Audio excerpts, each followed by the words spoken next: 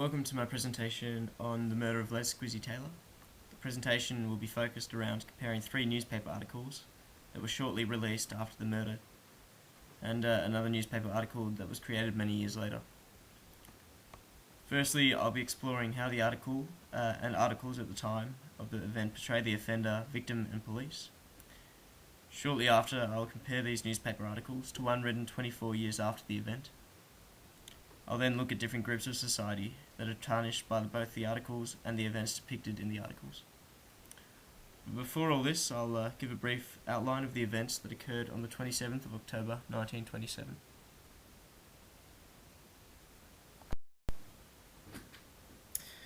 John Snowy Cutmore was involved in stealing from the criminal underworld, and as a result, became an enemy of Squizzy Taylor. When hearing of Cutmore's return to Melbourne, Squizzy organised a hit on him, a hit that would involve himself and two other henchmen. After discovering the whereabouts of Cutmore, Squizzy and his crew arrived at Barclay Street in Carlton. This was Cutmore's mother's house. Squizzy and the men entered the house, and after exchanging some words with Cutmore, the group let fire. Although the events that took place in the house are not clear, the general consensus was that Cutmore had a gun hidden near his bed, and managed to shoot Squizzy before he died. It is also known that Cutmore's mother heard the shots and got in the way of the gunfire whilst trying to protect her son. Squizzy and the henchmen left the house, and Squizzy managed to get into the taxi that took him to the hospital, but he died shortly after reaching the hospital.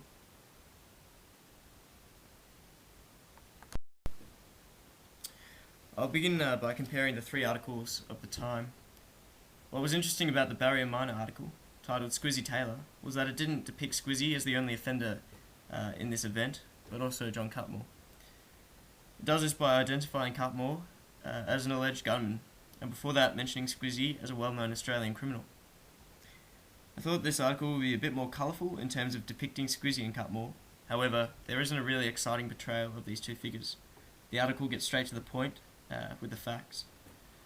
It is fairly obvious, however, that people reading this paper would have been discomforted by the events.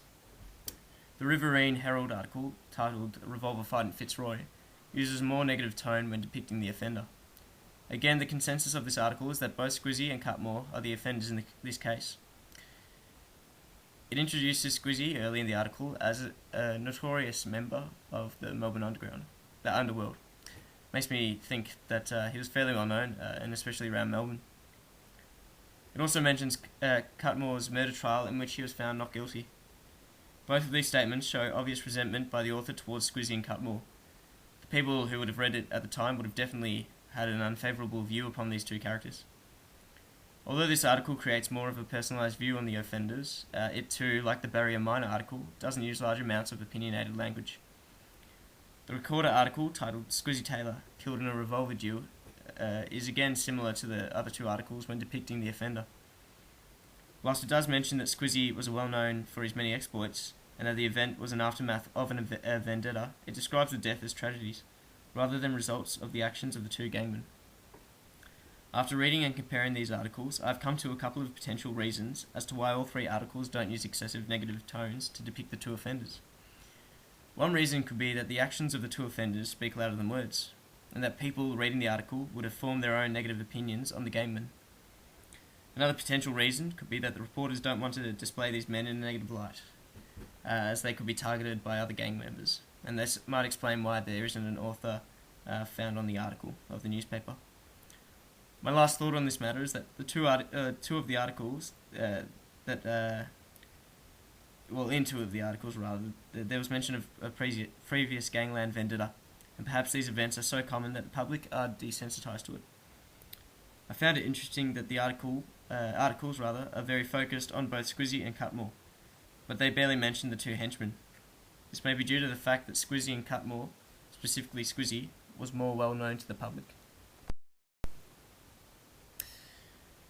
At first, when reading the articles, it took me a while to work out who the victim was, mainly because at first I believed it to be John Cutmore. But the way the article depicts Cutmore is that he had it coming, and he was to blame for the events as well as Squizzy. So I therefore came to the conclusion that the victim depicted in all three articles is the mother of John Cutmore.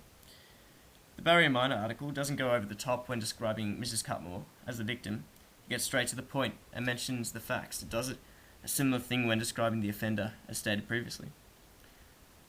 The Riverine Herald goes to more detail with the events surrounding Mrs. Cutmore and presents her in a heroic light. This is supported by statements such as she rushed between them to protect her son. And although the article gives more detail to the victim, it has a larger focus on the offenders. The Recorder article presents the victim in a similar way to the Riverine Herald. It shows Mrs. Cutmore as a parent trying to protect her son, and tragically getting shot in that attempt. Whilst it does state she got shot jumping in front of her son to protect him as he lay in bed, it does not go to great lengths to overrepresent her as a victim. Again, like the other articles, it focuses more on Squizzy and John Cutmore.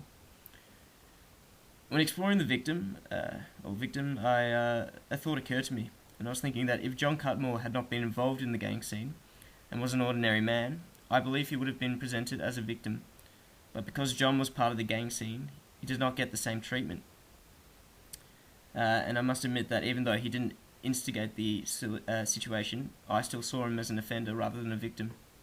It was only after sort of researching and exploring these articles that I figured maybe he would have been presented as a victim had he not been associated with terrible crimes.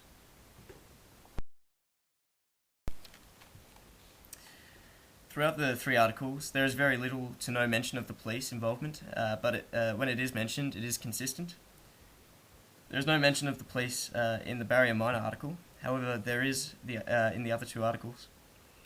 The Riverine Herald depicts the police as very much involved in the case, providing a brief generic statement that the police were endeavouring to apprehend Taylor's friends. As stated before, there is little mention of the henchmen throughout the article. My assumption is that as they were still trying to find the henchmen at the time, they decided not to mention them until they had been caught. The Recorder article takes a similar approach in depicting the police, stating that the detectives and police are engaged in investigating the tragedy. Other than that, there is no mention of the police. Whilst this article produced by the Mirror, titled "The Gory End of Squizzy Taylor," shares a similar consensus to the previous three articles, there are some slight differences in the way in which people in the article are depicted, specifically focused on the victim, the offender, and the police.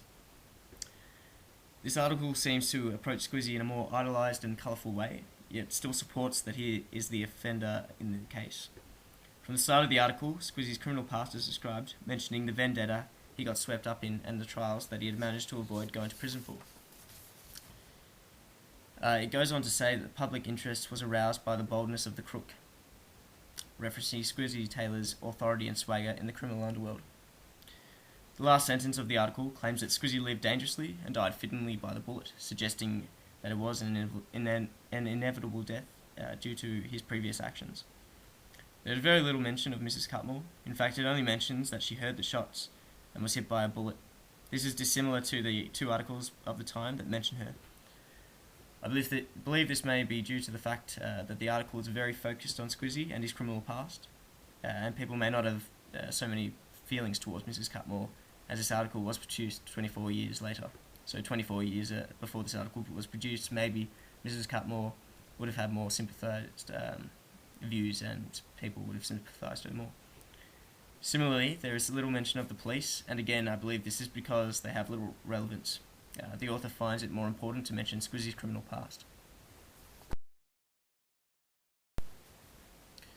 So, are groups tarnished by the event? I found this an important question to touch on, as it stimulated an interesting thought in my head. All of the articles, even though they do not directly say, disapprove of the actions of both Squizzy and John Cutmore. As well, they associate these two with the criminal underworld, and therefore the group that would be tarnished by the articles and events mentioned in the articles would be the gangsters. So, as you know, the gangsters are the ones who would be tarnished, obviously. But my interesting thought was that even though I was not around at the time of this event, I feel as if I am, as a general member of society, alienated from these two figures. And I think society at the time, people who weren't involved with crime, would have felt that they'd been segregated from these two figures. These two figures weren't ordinary people. These guys were different. They were gangsters. They didn't get up to what normal people got up to. So there's a segregating feeling for between the society and the gangsters, and I feel that reading that now, I think that's very similar to the nowadays where people feel like the gangsters and murderers are completely different people, absolute monsters, and I don't think they're associated with them.